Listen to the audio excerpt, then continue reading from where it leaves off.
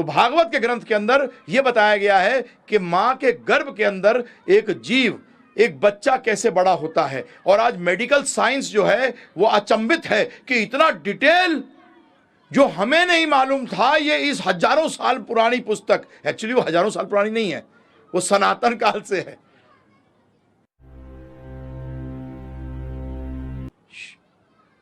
एक चीज समझा दे दूं पहले, क्योंकि ज़्यादातर मैंने हिंदुस्तान में बड़ी अजीब चीज़ देखी है, जब हम भगवत गीता बोलते हैं तो लोग सोचते हैं भागवत बोल रहे हैं।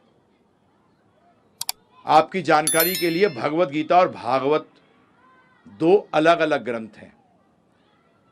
अब ध्यानपूर्वक सुन लीजिएगा इसको।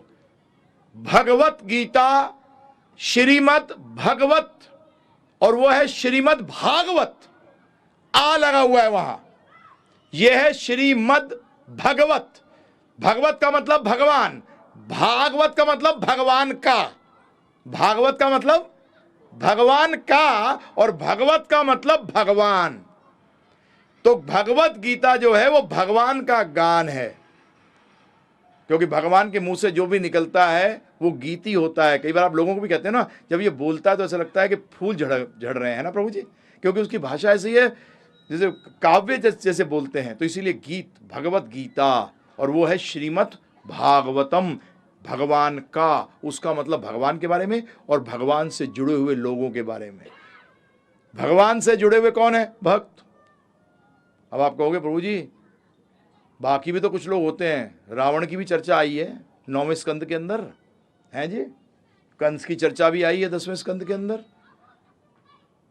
तो ये तो भगवान से जुड़े हुए हैं ना, भगवान से जुड़े हुए हैं।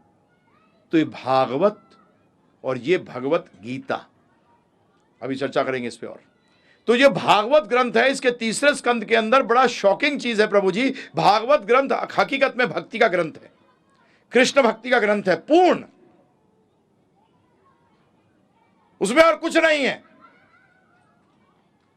आज भागवत का विषय नहीं है, परंतु आप जो भागवत सुनते हो, मैं क्या बोलूं, वो एक मजाक है।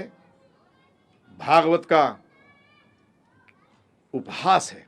भागवत वो ग्रंथ है जो कि कहा गया है परमहंसों के लिए है। किसके लिए है? परमहंसों के लिए है। सतयुग में इसका नाम था परमहंस संहिता। क्या नाम था इसका? परमहंस संहिता। हंसों के लिए भी नहीं, किनके लिए? परमहंसों के लिए। तो एटलीस्ट सुनने वाले परमहंस और हंस नहीं हो, परंतु जो बैठकर वाच रहा है वो तो हंस होना चाहिए कम से कम, जो दूध और पानी को अलग कर सके। उस ग्रंथ के अंदर, इस पे अभी ग्रंथ पे तो चर्चा करूंगा आपसे, आगे भी समझाऊंगा आपको क्यों ऐसा बोला गया है, भागवत को क्यों ये श्रेणी पे उठाया गया है और भगवत गीता को इस श्रेणी पे बिठाया गया है। ये सब क्लियर है एकदम। भगवत गीता से बताऊंगा, सारे वेद एक नहीं है, वेदों में ज्ञान भी स्तरों पर है। ये सब समझ, आपको गीता से बताऊंगा ये।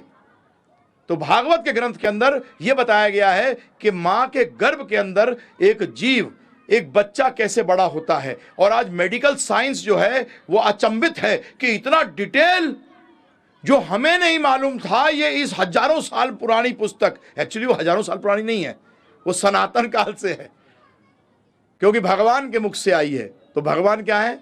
सनातन है, इसलिए भागवत भी सनातन है। उसमें डिटेल है प्रभु जी, बड़ा क्लियर डिटेल है।